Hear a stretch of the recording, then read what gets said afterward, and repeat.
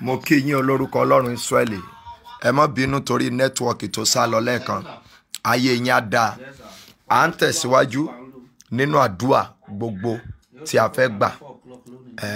Ó máa lágbára. Bọ̀ mo fẹ́ kí àwọn wòlíì yẹn ká túbọ̀ continue láti gbàdúrà fún yín. Ẹ jẹ́ kí gbogbo wa ká máa share message yẹn. Máa share message yẹn bó ti ń wọlé yẹn. Èèyàn méje méje bó ti ń share ẹ̀. Mo sọ tẹ́lẹ̀ lórúkọ Jésù olùgbàlà, ọfà tí ayé ta lù ọ́ pé kó mọ pa ọ́ díẹ̀díẹ̀ àyẹn kó bá iná jáde lára ẹ̀. Ogun tí ayé mọ̀ọ́mọ̀ fi ṣe ọ́ lórúkọ Jésù Kristi ti Násárẹ́tì, ogun yẹn kó gbiná mọ́ ọ lára. Gbogbo ogun ó kù díẹ̀ kó bọ́ sí fún ọ. Màlímọ̀ síndálé kápáìlì à, ogun yẹn ó yá kó lànà ẹ̀. Mo sọ tẹ́lẹ̀ bí o ti ń share message yẹn tó ń invite àwọn ènìyàn yẹn, mo so ìpè mi pọ̀ mọ́ gbogbo ìpè àwọn wòlíì Ọlọ́run tó wà níbí. Mo gbé wọnú ìpè 1928, mo gbé wọnú ìpè 1930, mo so pọ̀ mọ́ ìpè ajínrere àkọ́kọ́, ajínrere kejì, ajínrere kẹta, ajínrere kẹrin, dórí ajínrere karùn-ún tí ń ṣe àpẹẹrẹ orí ọ̀fẹ́. Mo sọ tẹ́lẹ̀ sí ayé gbogbo onípòjìpò, ìrànlọ́wọ́ òjijì tó ṣiṣẹ́ kàn rí láyé lórúkọ Jésù ó yá wọnú ìrànlọ́wọ́ yẹn. Nàìjíríà gbàgbọ́ wípé oṣù òmìnira ni oṣù kẹwàá jẹ́ lọ́wọ́ ogun ilé bàbá, lọ́wọ́ ogun ilé ìyá. Ẹ̀yin èèyàn yìí ẹ di òmìnira. Bá mi share message o, mò ń dúró de gbogbo ẹ̀yin ènìyàn yẹn. Ó máa ṣẹlẹ̀ ní Christ Apostolic Church. Bó lẹ ṣe ń pe orúkọ ṣọ́ọ̀ṣì wa yìí? Dúrùmí ní Gàríkì nílùú Àbújá. Gbogbo ìpéjọpọ̀ àwọn ajínrere, àwọn wòlíì tí Ọlọ́run ń lò ní Christ Apostolic Church, ajínrere lókùnrin lóbìnrin àti ọmọdé àti àgbà wa ó wà. À ń ṣe conference. So region wa ní Médáyéṣe region nílùú Àbújá, ibẹ̀ ni gbogbo wa la dúró sí lónìí fún ìpàdé àdúrà. Mo fẹ́ kí àwọn wòlíì yẹn ti ń gbàdúrà lọ fún yín tẹ́lẹ̀, wọ́n á dẹ̀ tún máa gbàdúrà, ṣùgbọ́n ẹ múra láti pàdé Ọlọ́run. Tó bá léèyàn sílùú Àbújá, sọ fún wọn wípé májẹ̀mú ìjọ CAC ó wà láàyè síbẹ̀ àti pé ìsọjí yẹn ó máa lágbára nírọ̀lẹ́ lónìí. Ẹ ó dàn kí àwọn wòlíì tí wọ́n ti gbàdúrà fún yín lẹ́ẹ̀kan kan gbàdúrà fún yín kí n tó padà gbàdúrà.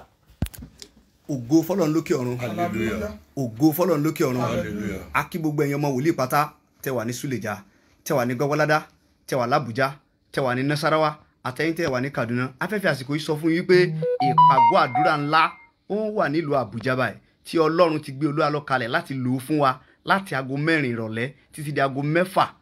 À ń pè ọ́ pé kó wá jẹ oore ọ̀fẹ́ nígbà tí àánú bá ń sọ̀rọ̀ lẹ́ẹ̀kan sí i. Àánú yẹn ti wà ń bè báyìí. Wá tap láti ara àánú yẹn kí wọn náà kó lè bá gòkè. Àwọn wòlíì ti gbàdúrà fún ẹ, wàá bá wọn pàdé láti ìrọ̀lẹ́ yìí, ìrọ̀lẹ́ òní, ìrọ̀lẹ́ ọ̀la. Tó bá ti dé area 1, wàá rí church wa yẹn lọ́kọ̀ọ̀kan níbi roundabout yẹn. Ìwọ sá ti tán roundabout yẹn kó yà sí apá ọ̀tún, wàá dẹ̀ wọlé síbẹ̀ straight. Wàá ti rí àwọn security béèrè pé area 1 CAC ló ń lọ, wọ́n á dẹ̀ mú ẹ wọlé síbẹ̀.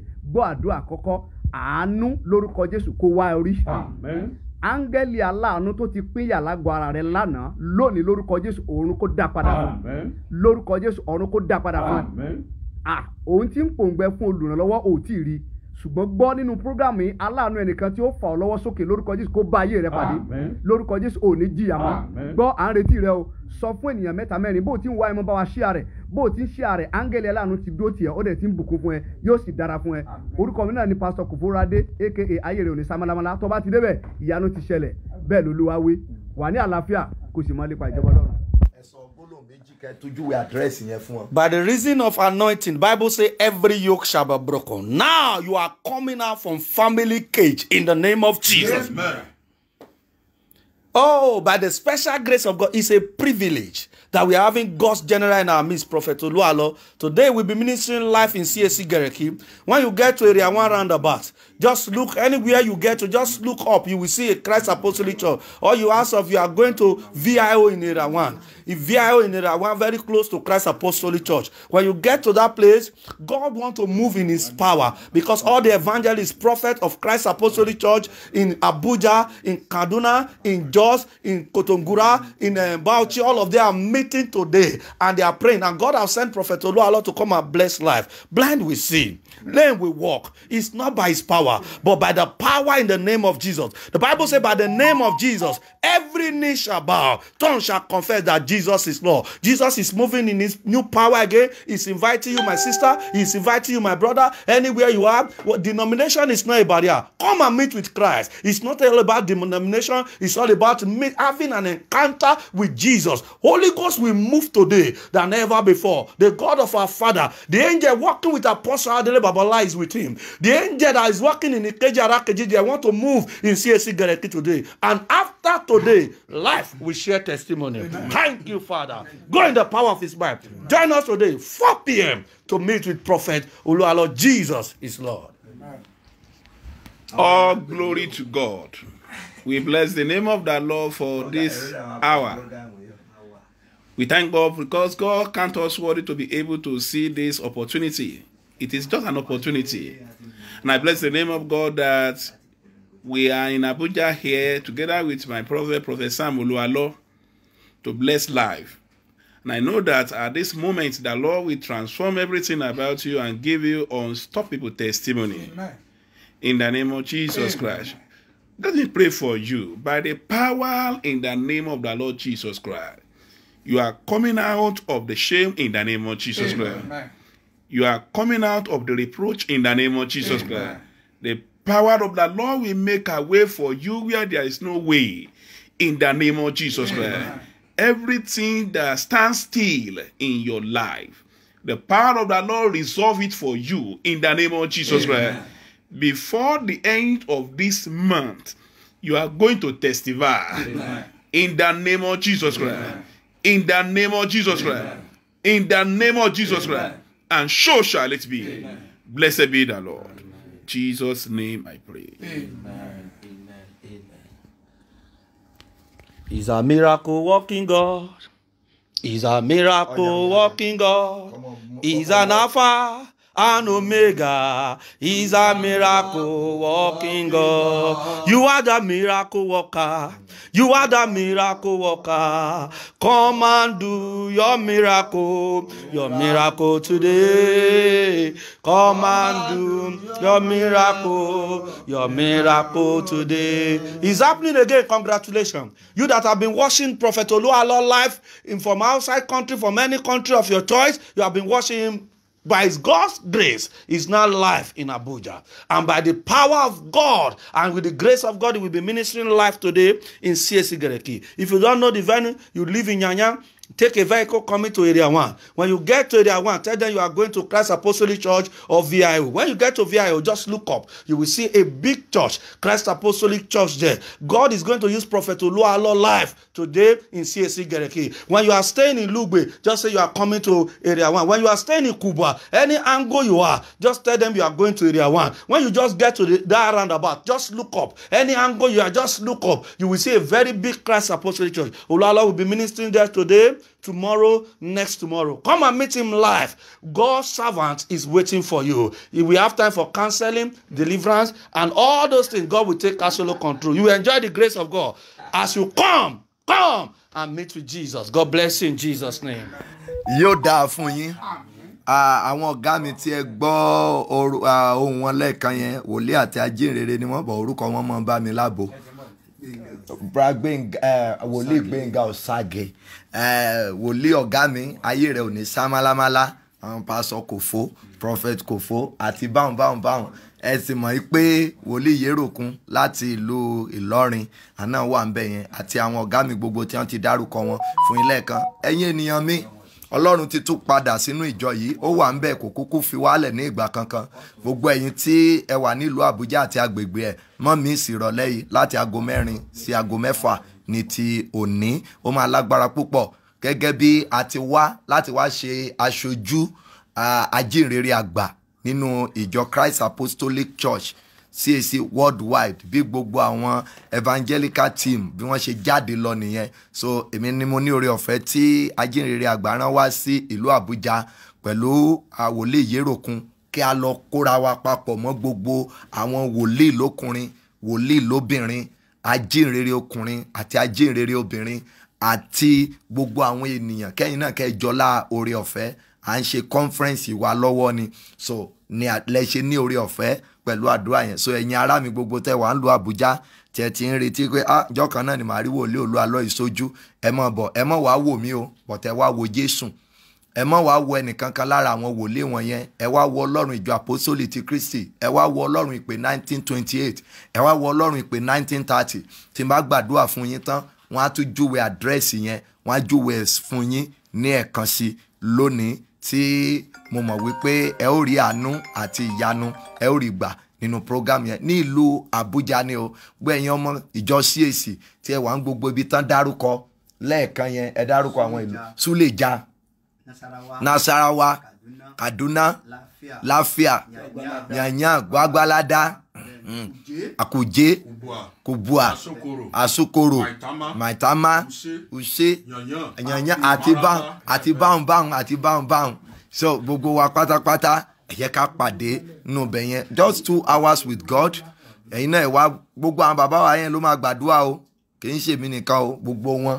Torí ebi tẹ́ bá ti rí ìpéjọpọ̀ àwọn ajínrere, tẹ́ ti rí ìpéjọpọ̀ àwọn wòlíì, nǹkan kan gbọ́dọ̀ ṣẹlẹ̀ ńbẹ̀. So gbogbo ìpè wọ̀nyí tá wá lọ kó papọ̀ mọ́ ìpè gbogbo àwọn bàbá nínú ìjọ CAC, èmi lè fi gbogbo ẹnu sọ pé Ọlọ́run ń bẹ nínú ìjọ yìí, ó dẹ̀ ti ń dáhùn àdúrà bíi tàtijọ́. So àtìlẹ́yìn àwọn ẹni ìpè yóò ṣe bó ti wí. Bákan náà gbogbo àwọn ẹ̀ka ìjọ wa pátápátá ni ìjọ ni program yẹn máa wà. Ẹ̀yin ti Port Harcourt, ẹ̀yin ti Èkó, ẹ̀yin ti Èkìtì, ṣé ń pé Èkìtì àná Oǹdó ìkan náà ń lọ lọ́wọ́ ńbẹ̀. Irú bẹ̀ yẹn ni àwọn wòlíì adé ọlọ́gbọ́n yọ wọ́n wà ńbẹ̀. So àtàmátàsé àwọn náà wà nílùú Ìlọrin lọ́wọ́lọ́wọ́ bí a ti ń sọ̀rọ̀ ẹ̀.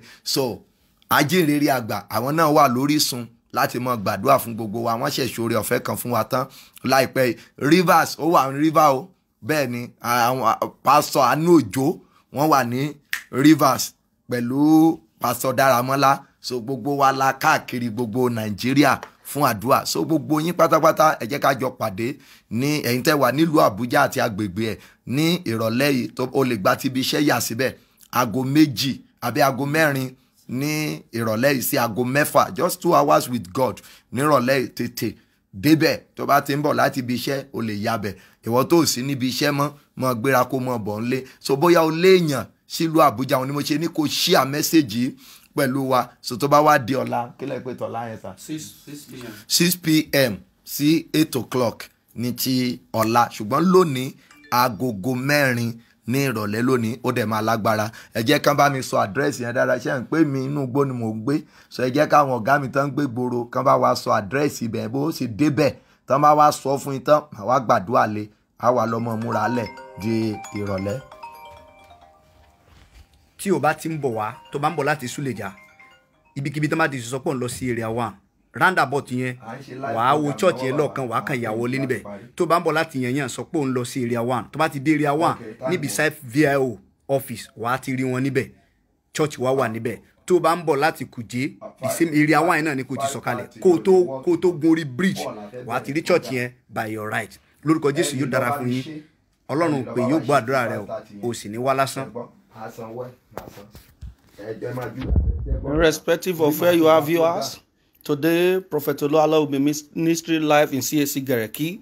No matter where you are, just tell any boya boss, taxi or your private car, just move and you come to area 1 directly. When you get to area 1, as you get to area 1, in area 1 roundabout, just look up, you will see Christ Apostolic Church, very close to VIO. Until then, you are going to area 1 roundabout. At that roundabout, you see Christ Apostolic Church. Baba Oluwalo will be ministering live 4 p.m. today, tomorrow 6 p.m. next tomorrow Friday 6 p.m. Come, Jesus is Lord. As you come, remain blessed in Jesus' name. Amen. 5 sí 5:30. 5 sí 5:30. 5 yóò tó bá jẹ́ 5:30. Ẹ̀yin ènìyàn mi yóò dára fún yín. Share message yìí. Ẹ gbọ́ o, olùrànlọ́wọ́ àyànmọ́ tó ṣiṣẹ́ kàn rí láyé. Kí oṣù kẹwàá yìí tó parí, bí Olúwa ti ń bẹ tí ẹ̀mí rẹ̀ wà bọ́ sọ́wọ́ olùrànlọ́wọ́ yẹn. Ẹ gbọ́, àwọn olóore kan wà, wọ́n máa ń takú ti ènìyàn ni, wọ́n á máa criticize rẹ̀ níwájú ẹ̀, ṣùgbọ́n kò ní gbọ́ ẹ̀gàn àti àbùkù tó máa ń pa nípa rẹ̀. Ó máa lórí ọ̀fẹ́ tó ní láti ràn ọ́ lọ́wọ́ dalẹ̀. Irú olùrànlọ́wọ́ àyànmọ́ bẹ́ẹ̀, irú olóore àsìkò bẹ́ẹ̀ ni mo gbàdúrà rẹ̀ fún ẹ̀yin ọkàn gbogbo tí ẹ̀ ń gbọ́ mi lọ́wọ́lọ́wọ́. Ó yá ẹ lọ bọ́ sí wọn lọ́wọ́.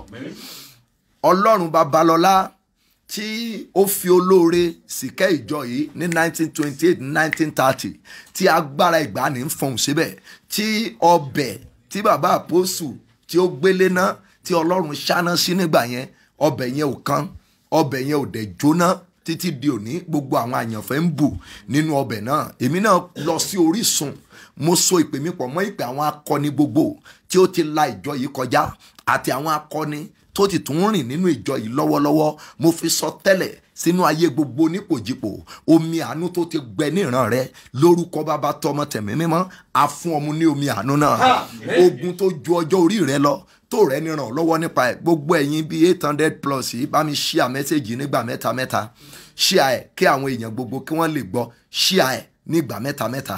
Omi àánú tó ti gbẹ ní ìran rẹ tí wọ́n rò wípé ó ti tán fún ọ, tí wọ́n gan rò wípé ó ti parí fún ọ tán, lórúkọ Bàbá tọmọ tẹ̀mí mímọ́, ó yá momi àánú yẹn padà. Lórúkọ Bàbá tọmọ tẹ̀mí mímọ́, momi àánú padà. Wàrà àánú gbà, orí rẹ kò ní gbàbọ̀, ogun ayé kò ní borí ẹ, àlá ògo rẹ yóò di mímúṣẹ, ìrànlọ́wọ́ yóò dìde sí ọ, olóore òjijì yóò dìde sí ọ. Gbogbo ohun tí àwọn wòlíì Ọlọ́run gbogbo yìí ti sọ sínú ayé yín, bẹ́ẹ̀ ló máa rí, bẹ́ẹ̀ ló máa rí, bẹ́ẹ̀ ló máa rí, bẹ́ẹ̀ ló máa rí. Orílẹ̀-èdè Nàìjíríà ó yá gba àlàáfíà. Olúwa la orílẹ̀-èdè yìí kọjá. Olúwa la orílẹ̀-èdè yìí kọjá. Ẹ̀mí mímọ́ la orílẹ̀-èdè yìí kọjá. Ọlọ́run Babalọ́lá la orílẹ̀-èdè yìí kọjá. Ọlọ́run Babájídé la orílẹ̀-èdè yìí kọjá. Ọlọ́run àwọn aláṣẹ ìjọ yìí, àwọn tó yàn gẹ́gẹ́ bí aláṣẹ ìjọ Christ Apostolic Church lọ́wọ́lọ́wọ́ báyìí, ó yá la Nàìjíríà jà, la Nàìjíríà jà, la Nàìjíríà jà. Àbújá jẹ́ ibi tí a ti ń darí orílẹ̀-èdè Nàìjíríà. Tó bá wá rí bẹ́ẹ̀, atẹ́gùn àlàáfíà ó yá fẹ́ lu Àbújá. Atẹ́gùn ìrọ̀rùn fẹ́ lu Àbújá. Ìlú Àbújá gbọ́ ọ̀rọ̀ Olúwa lọ́wọ́lọ́wọ́ báyìí. Gbogbo nǹkan tí ó máa ń lọ nílùú Àbújá lórúkọ Jésù ó yá kó máa yọrí. Jésù Olúwa gba ìjọba. Rìn kọjá, rìn kọjá, rìn kọjá, rìn kọjá, rìn kọjá, rìn kọjá. Gbogbo àwọn agbára tó ń pọ́n orílẹ̀-èdè Nàìjíríà lójú, tó ń ṣàkóso nínú òkùnkùn nílùú Àbújá, lórúkọ Jésù ó yá ẹ wọnú ìgbèkùn.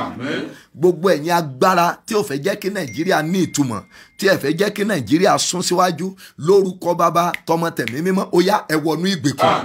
Lọ́wọ́lọ́wọ́ ẹ wọnú ìgbèkùn.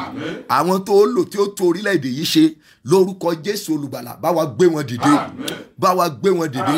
Ìjọ CAC káàkiri gbogbo àgbáyé, àlàáfíà ó yá jọba ńbẹ̀, àlàáfíà jọba ńbẹ̀. Àwọn wòlíì gbogbo tí a ń ṣe kọ́nfẹ́rẹ́nsì lọ́wọ́lọ́wọ́ àtàjínrere gbogbo káàkiri àgbáyé, Olúwa dáwọ́lé wa. Bí o ti dáwọ́lé Babalọ́lá, dáwọ́lé wa. Bí o ti dáwọ́lé Babájídé, dáwọ́lé wa. Bí o ti dáwọ́lé Àkàndé Ẹdẹ, dáwọ́lé wa. Bí o ti dáwọ́lé IB Akínyẹlé nígbàanì, Olúwa dáwọ́lé wa. Bí o ti dáwọ́lé àwọn bàbá mẹ́ta yìí ṣe, Olúwa dáwọ́lé wa. Ọlọ́run gbọ́ àdúrà. Lẹ́yìn ìpàdé àdúrà yìí, lórúkọ Jésù nǹkan tuntun kó wọ CAC. Ìyanu kó wọ CAC. Nǹkan tuntun kó wọ̀lú Àbújá. Ọlọ́run gbọ́ àdúrà. Ògo ni fọ́lọ́run lókè ọ̀run.